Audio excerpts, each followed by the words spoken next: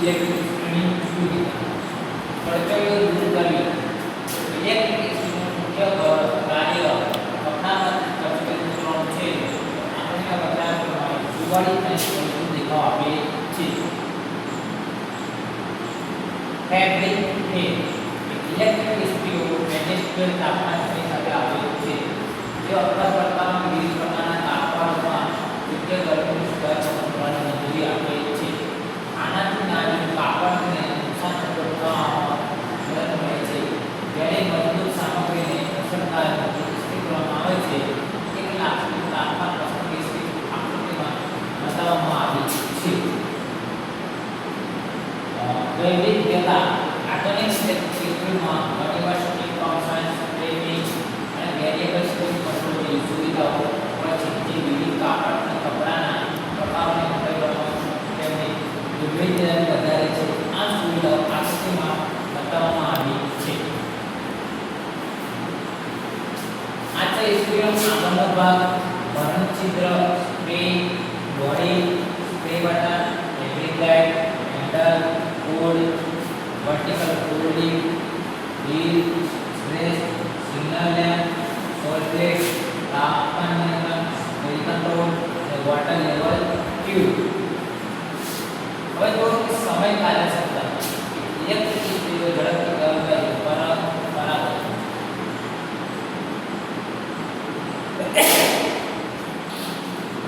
બધી જેમ કે ફ્લેટ ઇસ્ત્રીઓ અથવા સ્ટવ પર ગરમ કરેલા ઇસ્ત્રીઓની તુલનામાં ઇસ્ત્રી કરવા માટે જરૂરી સમય લગાડે છે. કે ઇલેક્ટ્રિક ઇસ્ત્રી ઝડપથી ગરમ થાય છે. જે પરંપરાગત પદ્ધતિ જેમ કે ફ્લેટ ઇસ્ત્રીઓ અથવા સ્ટવ પર ગરમ કરેલા ઇસ્ત્રીઓની ધાતુમાં ઇસ્ત્રી કરવા માટે જરૂરી સમય લગાડે છે.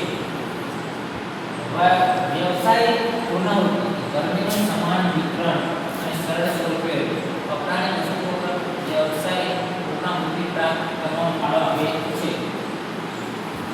સગવડતા ઇલેક્ટ્રિક ઇસ્ત્રીઓ તાપમાન સૂચકાંકો, વોટર શોર્ટ અને કોડ ઝોન મેનેજમેન્ટ જેવી સુવિધાઓ સાથે વપરાશકર્તા મૈત્રીપૂર્ણ છે, જે તેમને રોજિંદા ઉપયોગ માટે અનુકૂળ બનાવે છે. ઇલેક્ટ્રિક આયનની જાળવણી પ્રક્રિયા સોફ્ટવેર સાફ કરવું. કોઈપણ ફેબ્રિકના અવશેષો, સ્ટાર્ચ અથવા અન્ય પદાર્થોને દૂર કરવા માટે સોફ્ટવેર નિયમિતપણે સાફ કરો. હઠીલા ડાઘ માટે આકૃતિમાં બતાવ્યા પ્રમાણે સરકો અને ખાવાનો સોડાનું મિશ્રણ વાપરી શકાય છે. તો સોફ્ટવેર સાફ કરવા માટે કોઈપણ ફેબ્રિકના અવશેષો, સ્ટાર્ચ અથવા અન્ય પદાર્થોને દૂર કરવા માટે સોફ્ટવેરને નિયમિતપણે સાફ કરો. હઠીલા ડાઘ માટે શું કરવું? સરકો અને ખાવાનું સોડાનું મિશ્રણ કરીને વાપરી શકું. તે સોફ્ટવેર જે ફેબ્રિક ચોટેલું હોય દૂર કરી જાય છે. હવે સ્કેલ દૂર કરવું. જો ઇસ્ત્રીમાં વરાળ કાર્ય હોય તો તે સમય જતાં ખનિજ સ્થાપનો ઉત્પન્ન કરી શકે છે. તેનો અર્થ એ છે કે વરાળના વેટ ભરાયેલા છે. આને આયર્નને સારી રીતે સાફ કરવાની જરૂરી છે. સ્કેલ દૂર કરવાના સોલ્યુશન ઉપલબ્ધ છે, અથવા વરાળના વેટ સાફ કરવા માટે પાણી અને સરકોનું મિશ્રણ વાપરી શકાય છે. 1/2 કપ મિશ્રણને સફેદ સરકો અને 1/2 કપ મિશ્રણ પાણી મિક્સ કરો. આકૃતિમાં બતાવ્યા પ્રમાણે મિશ્રણને ઠંડા અનલોક કરેલા આયર્નમાં રેડો. પાણીનો ભંડાર ખાલી કરો. જો તમારા આયર્નમાં વરાળ માટે પાણીનો ભંડાર હોય તો દરેક ઉપયોગ પછી તેને ખાલી કરો, જેથી પાણી સ્થિર ન થાય. જ્યારે ક્રૂડ અથવા બેક્ટેરિયાની વૃદ્ધિ થઈ શકે છે. વધુ પડતી ગરમી ટાળવી. તાપમાન સેટિંગ માટે ઉત્પાદકની સૂચનાઓનું પાલન કરો. ફેબ્રિકના પ્રકાર માટે વધુ પડતી ગરમીનો ઉપયોગ કરવાથી સળગી શકે છે અથવા નુકસાન થઈ શકે છે. યોગ્ય સંગ્રહ. તેને સંગ્રહિત કરતા પહેલા ઇસ્ત્રીને સંપૂર્ણપણે ઠંડુ થવા દો. સોલ્ડરેટને સપાટીના સંપર્કમાં ના આવે તે માટે ઇસ્ત્રીને સીધી સ્થિતિમાં સંગ્રહિત કરો, જેથી નુકસાન થઈ શકે તેવી સપાટીઓ સાથે સંપર્ક ના થાય. ભાગો તપાસવાને બદલવા. ઘસારો અથવા નુકસાનના કોઈપણ ચિહ્નો માટે પાવર કોડ અને પ્લગિન નિયમિતપણે તપાસો. જો તમને કોઈ સમસ્યા દેખાય તો તાત્કાલિક સમાધાન કરો અથવા બદલો.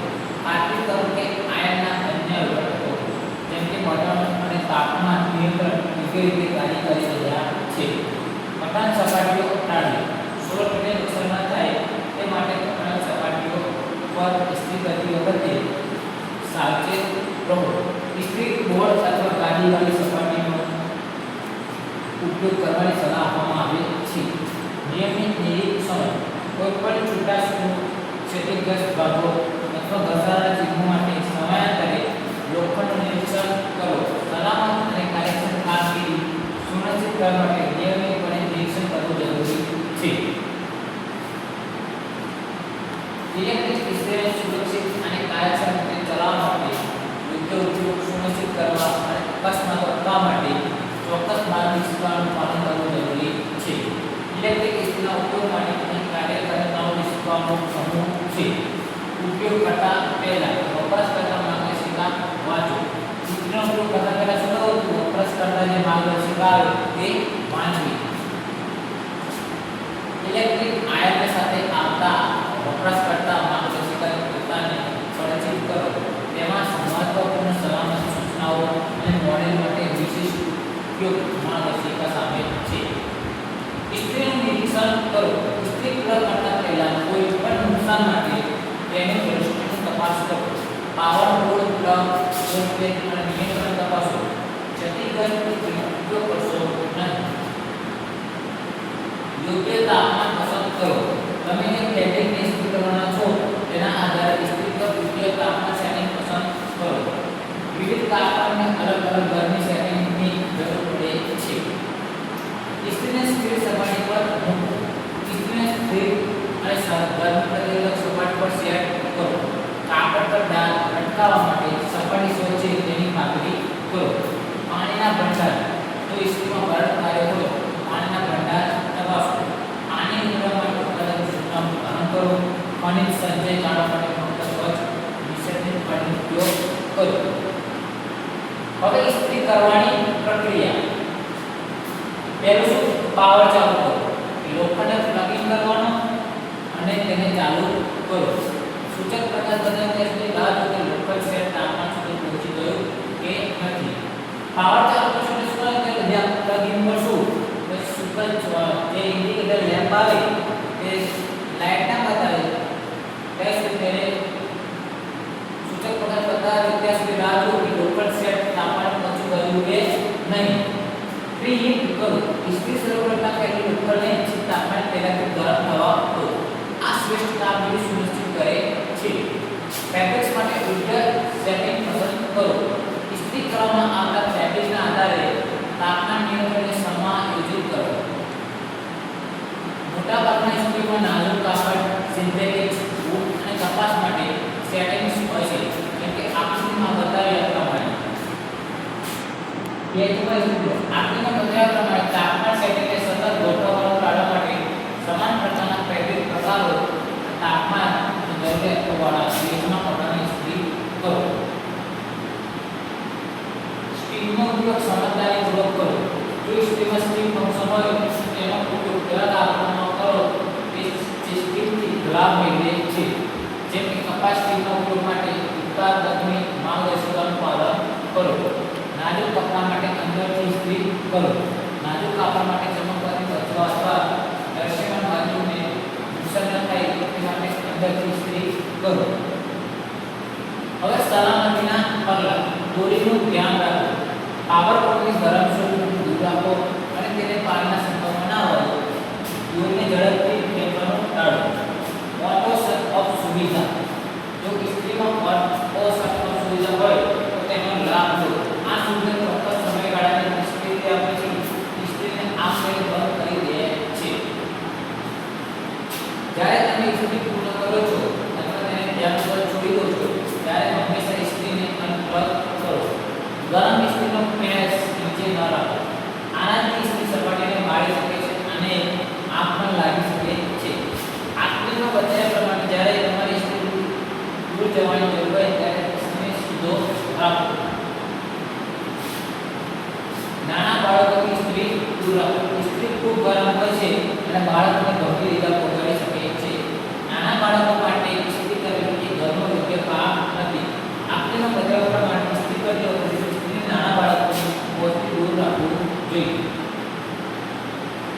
અકસ્માતની સ્થિતિમાં દાઝી જવાની સારવાર ઝડપથી કરો.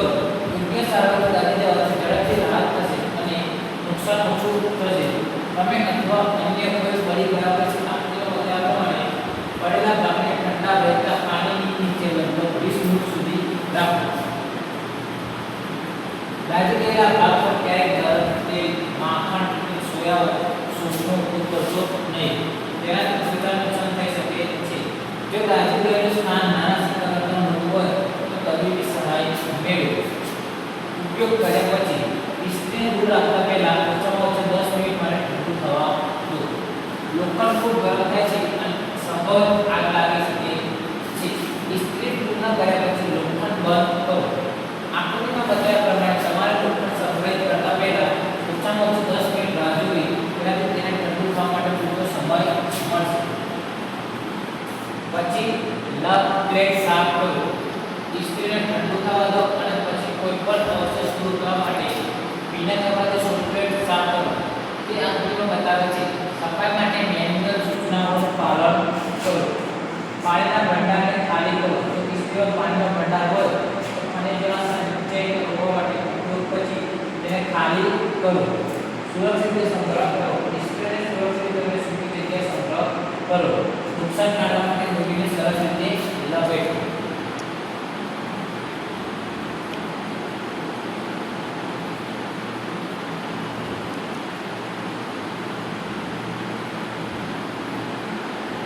હવે શું છે કે નિષ્ક્રિય ઇલેક્ટ્રિક આયર્ન મુશ્કેલી નિવારણ સમાન કામ. ઇલેક્ટ્રોનિક સર્કિટ અથવા સિસ્ટમમાં આયન ટ્રાન્સફર માટે મુશ્કેલી નિવારણ એ વ્યવસ્થિત અભિગમ છે. ફિલ્ડ ટેકનિશિયન પાસે ઘરના ઉપકરણો સુધારવા માટે જ્ઞાન અને કુશળતા હોવી જોઈએ. ટેકનિશિયન સમસ્યાઓનું નિદાન અને નિરાકરણ કરવા સક્ષમ હોવા જોઈએ. ટેકનિશિયનને ચોક્કસ ઉપકરણની જરૂરિયાતો અનુસાર સમાધાન કરવું જોઈએ. ટેકનિશિયન માટે ઘરના ઉપકરણોમાં ખામીનો ઉકેલ ખૂબ જ મહત્વપૂર્ણ છે. ખામીની ખોટી ઓળખથી સમય અને નાના બગાડ થશે. ઉપકરણને નુકસાન પહોંચાડી શકે છે. આપણે બતાવવા માટે ઉપકરણના મુશ્કેલીઓને નીચે પગલાં લેવા પડશે. પહેલું તો જો લક્ષણો સમજો અને ખામી શોધો. ખામીનું મોડલ નવી બદલો અથવા સમારકામ કરો. ની કાર્યદક્ષતા ક્ષમતા તપાસો. ઉત્પાદકતા અને ગુણવત્તા પ્રાપ્ત કરો. ગ્રાહકની ક્રિયા પ્રતિક્રિયા ઉપયોગની પદ્ધતિ અને પ્રારંભિક નિશ્ચિત પર આધારિત ખામીઓ. ગ્રાહકની ક્રિયા પ્રતિક્રિયાના ઉપયોગના દાખલાઓ અને પ્રારંભિક નિરીક્ષણના આધારે ઇલેક્ટ્રિક આયનમાં ખામીઓ નક્કી કરવા માટે ગ્રાહક દ્વારા પૂરી પાડવામાં આવેલી માહિતી અને પ્રારંભિક તપાસ તેમજ અવલોકન મુદ્દાઓ બંનેને ધ્યાનમાં લેવાનો સમાવેશ થાય છે. ગ્રાહક જણાવે છે કે લોખંડ ગરમ થતું નથી કે ચાલુ થતું નથી. પ્રારંભિક નિરીક્ષણ નુકસાન અથવા છૂટા જોડાણ માટે પાવર પ્રોડક્ટ પ્લગ તપાસો.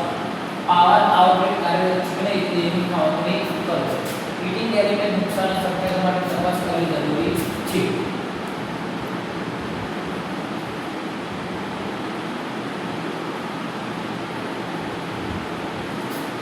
ગ્રાહક સાથે વાતચીત જણાવો કે લોખંડ ગરમ થતું નથી કે ચાલુ થતું નથી. પ્રારંભિક નિરીક્ષણ નુકસાન અથવા છૂટા જોડાણો માટે પાવર પ્લગ તપાસો. પાવર આઉટલેટ કાર્યરત છે કે નહીં તેની ખાતરી કરો. ફિટિંગ એલિમેન્ટ નુકસાનના શક્યતા માટે તપાસ કરવી જરૂરી છે.